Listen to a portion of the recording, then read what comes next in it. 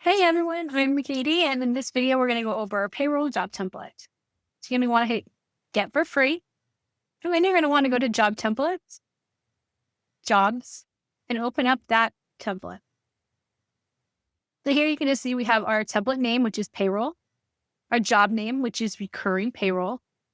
We have our job budget, time budget, which is going to be whatever time you put in there that you expect the job to take from beginning to end. And if you do time entries, it will take away from this time and you'll find out if you are over budget or under budget on your job. Then you have your priority settings. You can choose from any of these options. You can put in a description. For your assignees, you can use team members or roles. For what we have it set for admin and for payrolls, you have your start date and due dates, which is we have for starting today, which is 0 days. And we have a due in 15 days. And then you have your internal intake and internal deadline. Your intake date would be the day that you receive all your documents, and your internal deadline would be the date that you want to have this job finished by. And then you have your job or your client-facing job statuses.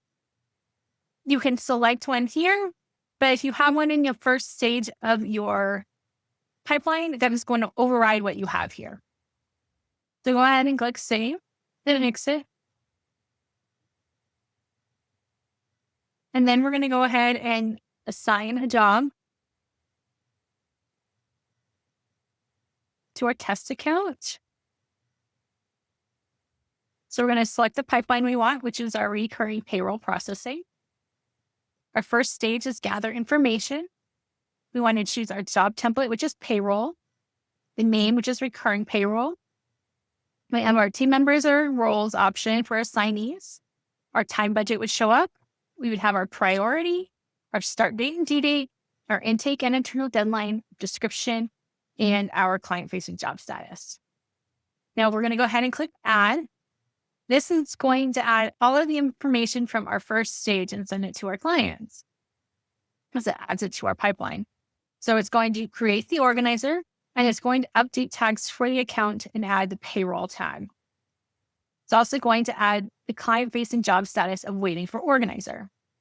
So we're going to go ahead and click Move. And this is going to be our job card. You can think of this as a manila folder where everything related to the job is going to be saved to keep organized. It's going to show you the pipeline and the stage the job is in, your assignees, your start date and due date, your intake and internal deadline, your job time budget, priority, description, and client-facing job status. As you scroll down, you're going to get to the comment section. This is a great place to keep notes related to the job. It's also a great place to have communication with your teammates by putting at and in their name and keeping all of your information related to the job in this job card. On this side of your job card, you're going to have all of the information that you want linked to the job.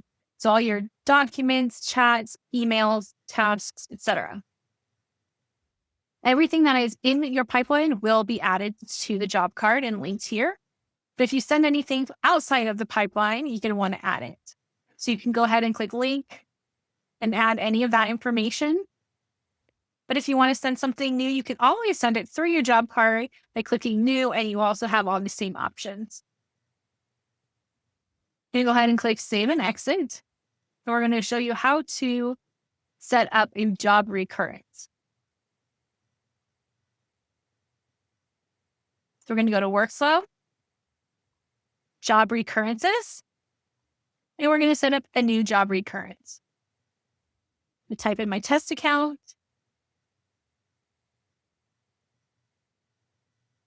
I'm going to select the pipeline that it's going to recur on, which is going to be our payroll. And then I have these options. So I'm going to go ahead and choose every month. I want my period to start on February 1st. And I'm going to have it end on the last day of the year. Then I'm going to choose my option so I can have it repeat every 2 months, 3 months, 4 months, etc. I'm going to have it repeat every month on the 1st. And then I'm going to select the job template that I want to use, which is going to be payroll. Then I click Create. And now I have a job recurrence set up for every month starting February 1st for my payroll job.